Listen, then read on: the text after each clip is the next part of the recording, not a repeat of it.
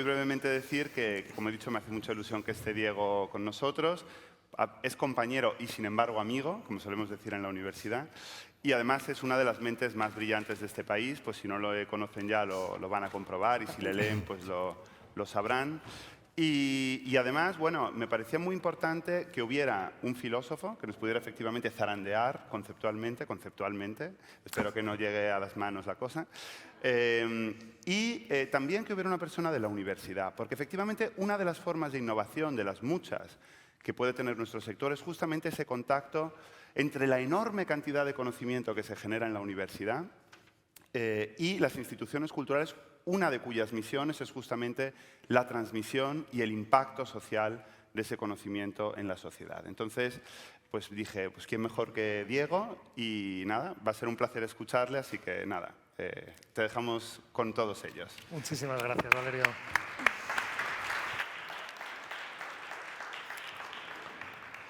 Bueno, buenos días. Para mí es un placer estar aquí. Debo disculpar la amistad que hace que se cometan exageraciones como las que se han dicho. No sé si voy a ser capaz de tanto. Desde luego lo que ha dicho Valerio no es cierto. Pero quiero comenzar agradeciendo a la Fundación Contemporánea, a la Fábrica y al Círculo de Bellas Artes y a toda la organización de Pública el que me hayan invitado para hablarles durante muy poquito tiempo. Yo no sé si voy a ser capaz de hacer eso que me han dicho que tengo que hacer, que es tarandearles, incluso pensar desde fuera, porque a lo mejor en un rapto de vanidad o de narcisismo, desde la universidad nos sentimos muy cerca precisamente del gremio, las industrias, la gestión cultural. Somos una institución que entre sus muchas misiones está custodiar, preservar, transferir y crear cultura.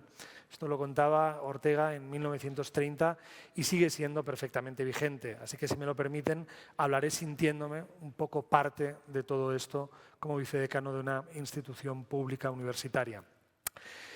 A los conceptos les pueden pasar dos cosas muy malas, o a las ideas les pueden pasar dos cosas muy malas.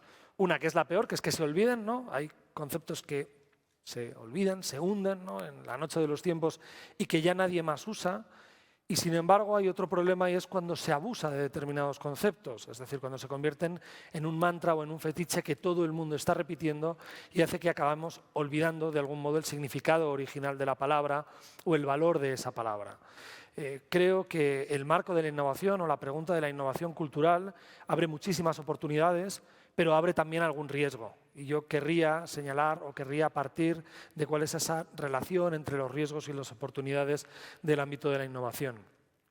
Pero antes sí que querría también el señalar o el dar la enhorabuena al mundo de la cultura por la labor que han realizado durante esta pandemia. Es decir, la pandemia no es una circunstancia ordinaria, es profundamente extraordinaria y ha generado uno de los elementos que creo que hacen más imprescindible la cultura, como es el sufrimiento humano.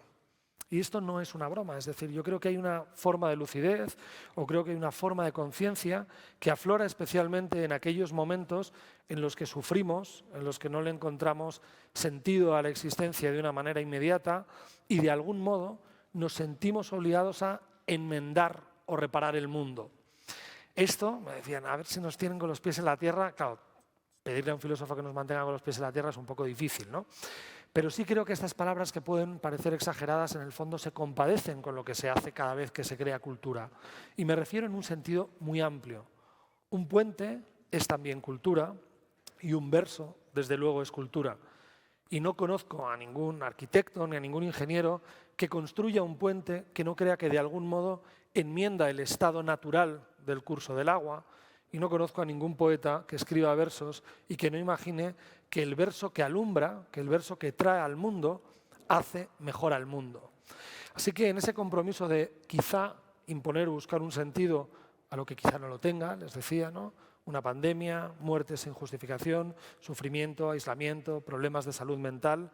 Creo que este escenario es un escenario especialmente fecundo o que urge de un modo singular a la cultura. Y cuidado, que urge quiere decir que es probable que seamos más necesarios que nunca, pero creo que al mismo tiempo debemos convertirnos en más responsables que nunca. Cuando hablo de reparar el mundo, de traer al mundo aquello que al mundo le falta, esto tiene también un riesgo, ¿no?, y es convertir la cultura en algo que sea una experiencia moralizante. Y creo que no se trata de eso. Es decir, no estoy seguro de que la cultura tenga que moralizar, siendo una de sus posibles estrategias, porque también hay culturas terribles, culturas fanáticas, culturas violentas, pero creo, y esto es interesante, que también la cultura es un lugar donde se pueden sublimar determinados conflictos. Estamos escuchando permanentemente hablar de polarización y de guerra cultural, y quizá haya algo noble y bueno en el modo en el que la cultura sublima esos conflictos.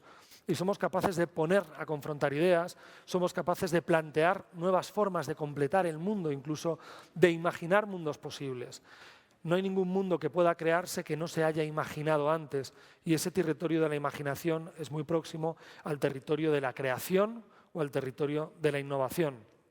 Pero les decía, no pensemos que la cultura tiene que ser un ejercicio de moralización ramplona.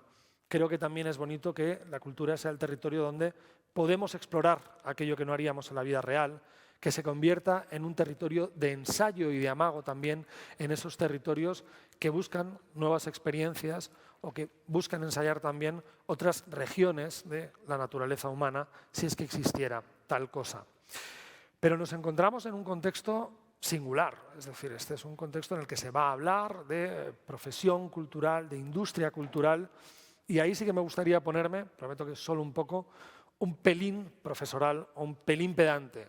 Y es que yo a veces no puedo dejar de citar a Aristóteles, quienes me han invitado a alguna otra cosa ya lo saben, pero es que creo que Aristóteles en algunas cosas tenía razón. Y Aristóteles establecía una distinción entre 3 tipos de conocimiento o 3 tipos de saber. Y esto a quienes se dedican profesionalmente a la cultura creo que les interesa especialmente. Uno de estos saberes eran los saberes teóricos, ¿no? Teoría en griego es contemplación, que son los saberes que podemos imaginar vinculados con la matemática, ¿no?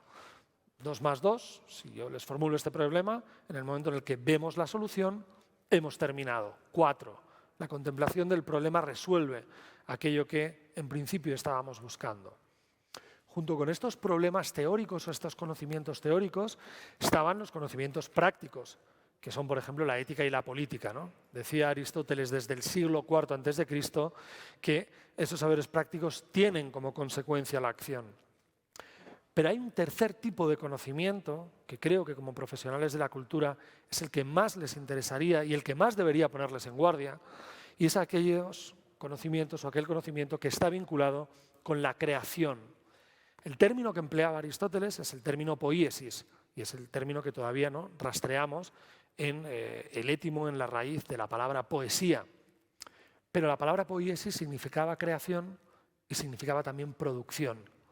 Y ahí hay un doble riesgo, y creo que los profesionales de la cultura tienen que saber conjugar la dignidad especial que tiene la cultura como creación, pero también la dimensión profesional que tiene como producción.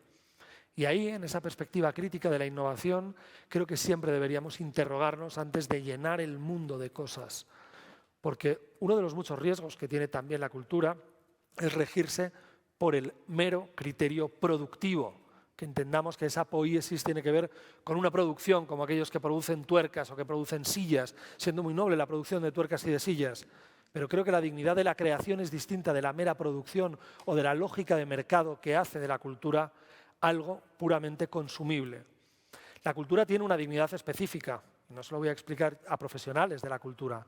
La conocen, la defienden con una profesionalidad que les hace reconocerse como una industria que requiere, como recuerdan en la República Francesa, una excepción cultural. Pero hay que estar a la altura, creo, de esa idea y no imponer el criterio de lo productivo o de esa industrialización forzosa donde producimos y producimos y producimos por un puro afán de novedad.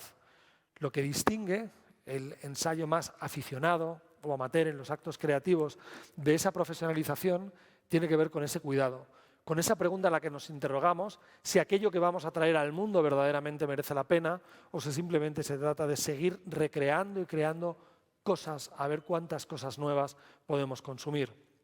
Este es un discurso interno, es un discurso que quiero que nos llevemos, si me permiten, y que nos interrogamos acerca de esa posibilidad de que existan innovaciones que generan riesgos o que simplemente alumbran novedades y aquellas otras que acogen esa gran cultura que de algún modo vendría a comunicarnos también con Cicerón, que daba una de las definiciones o que hacía uno de los usos de la palabra cultura, a mi juicio, más elevados y más ambiciosos.